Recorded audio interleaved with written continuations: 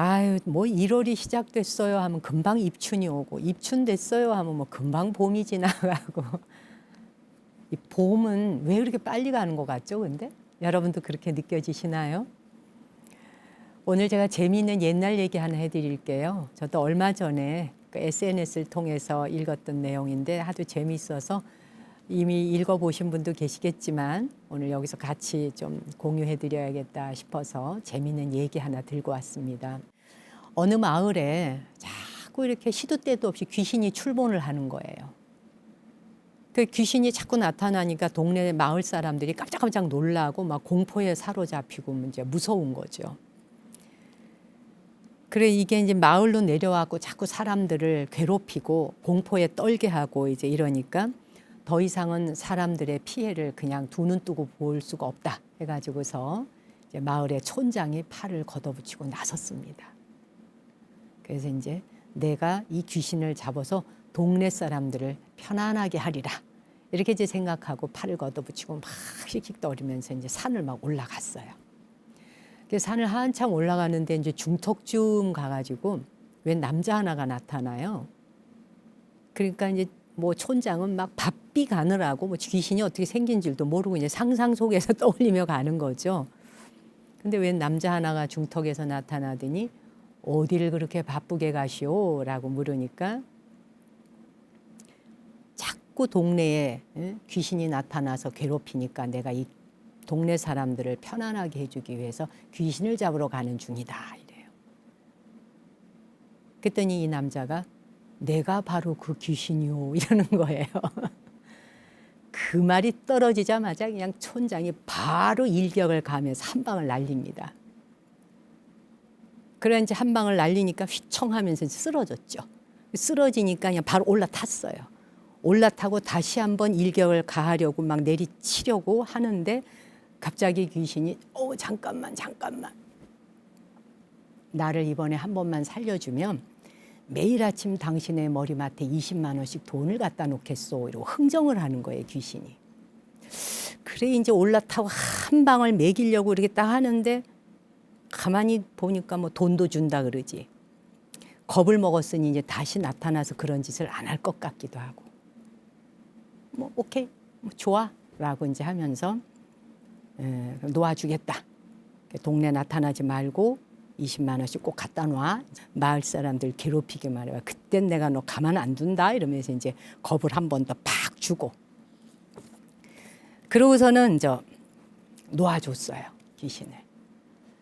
그 다음날 아침이 됐는데 정말 이 촌장의 머리맡에 눈을 떼니까 20만 원이 딱 놓여 있는 거예요.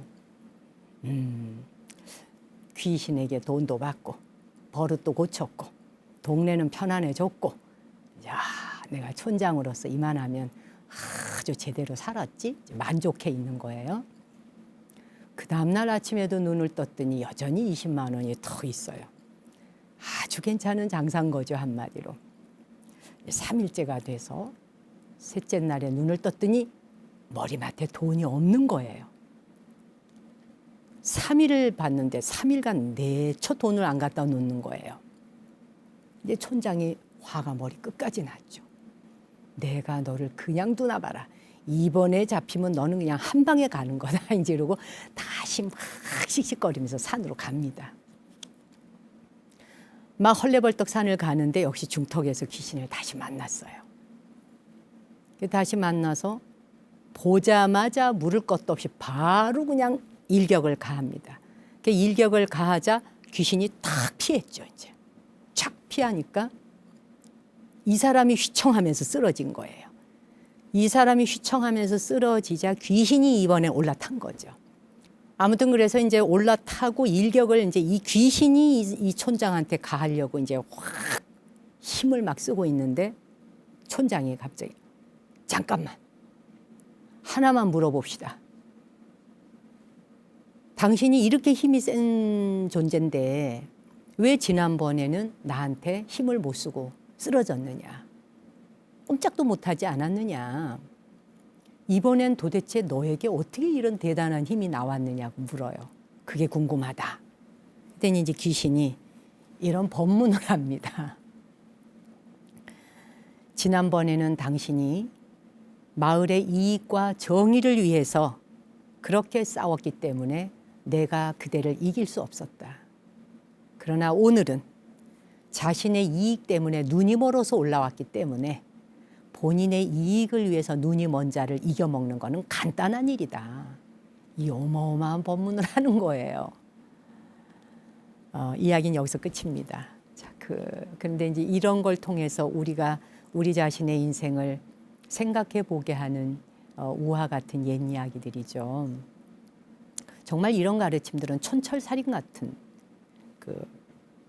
어리석고 지혜롭지 못한 자들의 틈바구니를 파고들게 하는 재미있는 것 같지만 상당히 심오한 내용이 있는 거죠.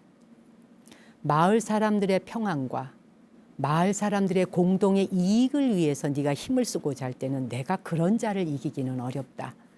우리 불가에서는 원력이 큰 사람, 발언이 큰 사람, 그런 사람은 인간의 힘으로 이기기 어렵다는 겁니다. 불보살님 정도의 그런 원력을 가진 사람들이 세상을 주류할 때는 상상을 초월하는 힘을 쓰잖아요. 아마 여러분도 주변에 그런 분들을 많이 보실 거예요. 도대체 사람의 몸으로는 할 수 있을 것 같지 않은.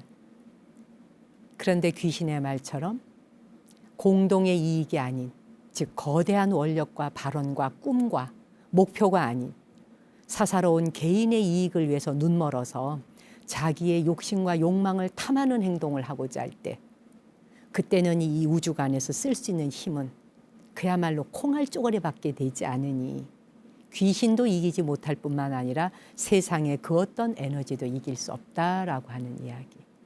너무 멋진 말이죠. 여러분들도 한 해가 되면 새롭게 올 한 해는 어떻게 살아가리라라고 하는 원력과 꿈을 가지시는지요. 정말 많은 사람들이 건강을 가장 많이 1순위로 꼽습니다. 가족 건강, 자신의 건강, 그다음에 그냥 행복하게 사는 무탈한 한 해였으면 좋겠다라고 말합니다. 티베트 불교 수행법에서는 그러나 그런 무사안위를 절대 자신의 꿈으로 가지지 않습니다. 그런 발언과 염원을 하지 않죠. 적어도 다른 사람의 고통이 내게 다 오기를, 그 고통이, 세상의 고통이 다 소멸되어지는 날, 그때 비로소 내가 평안할 수 있으리라. 이런 엄청난 꿈과 공동체를 향한 목적의식, 이런 생각을 가진 사람에겐 절대 고통이 갈 수가 없는 거죠. 고통이 무서워서 달아나는 겁니다. 세상의 고통 다 내게 오라. 고통이 얼마나 겁나는 이야기입니까, 이게. 그런 사람한테는 고통은 덤벼들질 못하죠. 다 오라는데, 관계없다는데 감히 어떻게 명함을 내밀겠습니까? 우리가 가지는 생각은 물론 우리 가족과 나 자신을 위한, 기도를 위한 그런 꿈과 그런 것을 목적으로 하는 자신의 발언 다 좋습니다.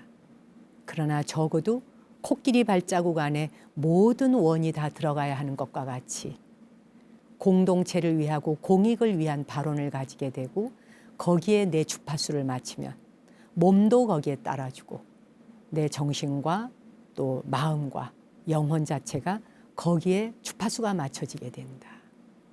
거기에 주파수를 자주 맞추다 보면 보살의 에너지가 무엇인지를 터득하지 않겠습니까? 이야기가 너무 재밌어서 사실은 그게 저한테 한 방 탁 때리는 이야기이기도 해서 여러분과 공유해 봤습니다. 여러분, 우리 그래도 사람으로 태어나 이렇게 사는 나날이 얼마나 값지고 행복합니까? 정말 멋진 날들이죠. 바깥 외부 세상에서 일어나는 모든 일들은 내가 그걸 바라보면서 불만족스러워하거나 말거나 관계없이 세상은 그리 돌아갑니다. 오직 내 자신의 안, 이비, 설신의 눈, 귀, 코, 혀, 몸, 생각, 이것만이 내가 조종할 수 있고 다룰 수 있습니다. 그것의 주인공이라고 하는 걸 잊지 않고 살아간다면 내게 주어진 순간순간의 시간이 그렇게 힘들고 버겁다고만 생각되지 않을 것입니다. 고통이여 오시라 이런 거 있잖아요. 싫다고요? 어쩔 수 없죠. 우리는 사바세계의 모든 고통을 함께 걸머쥐고 모두가 다 사라질 때까지 이 길을 가보겠다고 원력을 세운 바로 지장보살의 그 원력이 우리 마음에 있다는 걸 잊지 않았으면 합니다.